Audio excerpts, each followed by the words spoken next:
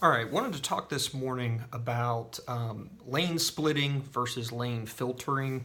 It's something that I wasn't even quite understanding what the difference was.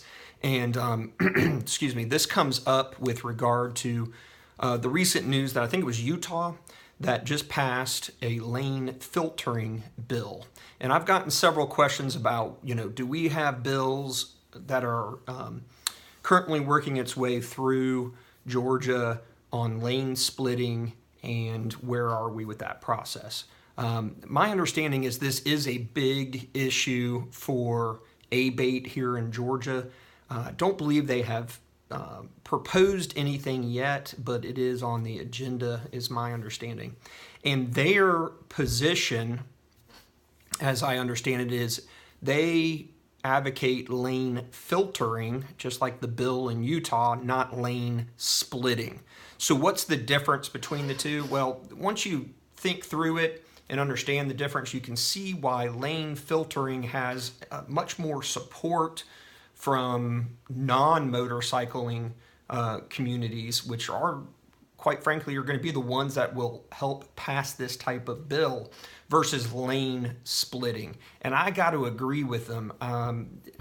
To me, lane splitting, while I understand the potential benefits of it, given the fact of the dangers out there because of our four-wheeled brethren, I think it's too dangerous, unfortunately. So what's the difference? All right, lane splitting is the traditional one that everyone talks about. That is where you split two lanes of traffic going in the same direction. So think of being in between two four-wheeled vehicles in a two-lane highway going in the same direction. So you're right in the middle of the two of them. Obviously, the point of this is only being able to do it during slow traffic. If we have a long stoplight, allowing the motorcycle to go in between vehicles to get up toward the front. One theory being more visible. Two, if there's a rear end collision, they're not stuck sandwiched in between, etc., etc. Lane filtering is much safer in the sense that it doesn't allow the motorcycle to be in between two vehicles. Instead, it allows the motorcycle rider to use the outside access area of the furthest right or left lane. So you're not in between two vehicles. You're out, think about it, between a vehicle and a curb or a vehicle in the grass. You're right there on that edge. That is what is proposed, I believe, by ABATE or supported by ABATE here in Georgia. That's what the bill in Utah got support and passed. So you can see why that's the case.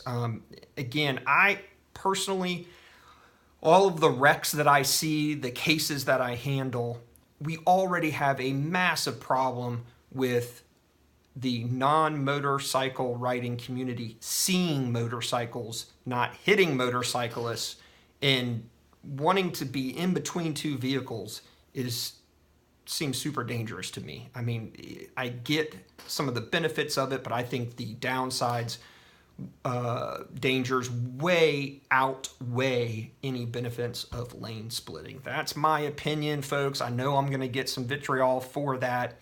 But again, it's not about motorcycle rights, unfortunately, as much as it is safety. We've got to think of safety first. It is way too dangerous out there to begin with, and trying to also now have motorcycle riders in between two vehicles. People are going to be shifting lanes. They're going to be irritated at the time that they're in traffic and all of that. I think, again, if you want to go lane splitting, that's great long term, but you're not going to get it passed. I just don't see it happening. I think what you need to do first is move with lane filtering. It's much safer. It's an easier pitch. Get that passed first. Then if you want to go more aggressive on a full-blown lane splitting law in Georgia and trying to get support for that, that's fine. Remember, the people you got to convince are the non-motorcycle riding folks. Most of them are the congressmen and women and senators that you're going to have to get behind a bill like this, and I just don't see them doing it when it's lane splitting. So I want to hear from you guys. I'm sure you got plenty of opinions about it. Again, I know you're probably not, a lot of you aren't going to be happy with my opinions on it, but again, my main focus is safety, more so than anything else. I'm all about, motorcycle rights and being able to do whatever you want, but at the same time, I don't think encouraging folks to do things that are dangerous is necessarily a good proposal either. So let me hear from you. Thanks for watching this video, and as always, thanks for your support.